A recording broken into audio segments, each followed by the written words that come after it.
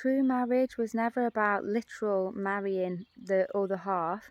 What it is it's about marrying your masculine and feminine aspects of your soul. So when we were first made in God's image, we were made whole or holy. That's where the word holy comes from, is whole, because our souls were whole. They were androgynous.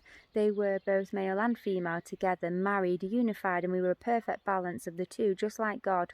What happened is when we descended, when we fell from grace, humanity's fall, what happened was our souls polarized. They became split in two, and they polarized to masculine and feminine, but separate and divided rather than united and married. So what God really wants is us to marry and unify our souls again and to become holy again. When our souls are divided and polarized, that's what sin is. The word sin actually comes from the word sine, which is the sine wave. It also comes from the goddess Sin, who was the moon. So that's interesting again, that I was talking about the moon reflecting the ego. When you are in your ego and in sin, living in sin, your ego is energy go, which is emotion, energy in motion. So when you are in your emotions, that's when you are sinning. So what that means is your emotions come in pairs. There's a really great book called The Way of Emotion by Chris T. This will explain it all. But basically your emotions come in pairs, and your emotions like happiness and sadness, they're a pair. They're two halves of the same whole.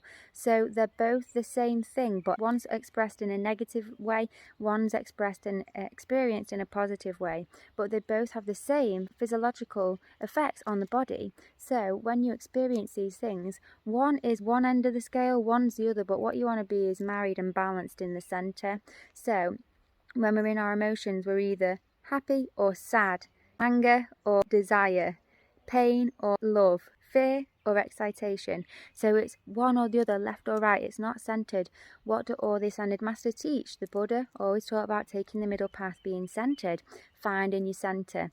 And so when you're out of balance, you're in the sine wave. The sine wave literally is like that. So it's like a snake. So funny how that, the sine wave is a snake, and what was it that tempted Eve? It was the snake. The snake is a metaphor.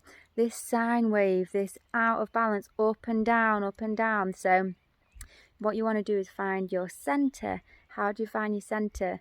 One of the most powerful ways is fasting and getting into ketosis. Ketosis aligns your chakras. How do you get into ketosis? Fast for 2.5 to 3 days. Or another book called Matrix Magic shows you how to get into ketosis in under 5 minutes. Trigger ketosis, it aligns your chakras, it gives you a chemical reset of your brain, it turns off addiction, it has loads and loads of healing modalities, and turns off your hunger mechanism. Fasting is a really powerful tool, but it's ketosis in particular, because that's a system and a mechanism that God gave us within ourselves in order to heal most illnesses. Follow me for more.